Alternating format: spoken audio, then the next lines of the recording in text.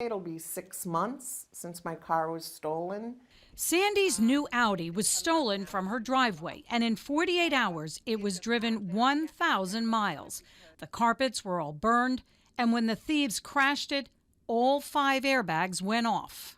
You talk to any body shop, when multiple airbags go off, that's a step towards totaling a car. Even though the car was towed to a salvage yard because it was in such bad shape, she says State Farm didn't want to total it. They said that the repairs would only cost $19,000. But she says auto body shops told her it could cost well over $30,000. And while going back and forth trying to get her car fixed, she got a letter from State Farm saying they were canceling her comprehensive coverage, which meant if her car was stolen again, she would be responsible for the car, damages, and even injuries. Not having comprehensive coverage is a big deal. If you have a car loan, which most people do, banks will want you to pay off the loan immediately because they have no protection if something happens to the car. But then something changed. After our story aired in February, Sandy says she got another letter from State Farm saying they were going to reinstate her comprehensive coverage. So I was very, very happy. But happiness was short-lived. Then she got another letter saying her husband's comprehensive coverage was being dropped. His car has never been stolen. I don't even think he's ever put in a claim. To be fair, Sandy did have another car stolen, a little more than a year before the Audi. And she did put in a claim for a broken windshield.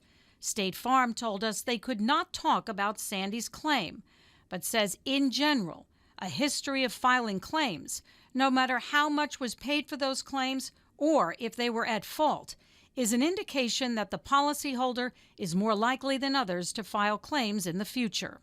We didn't put in multiple frivolous claims in the 30 years that we've been their customers.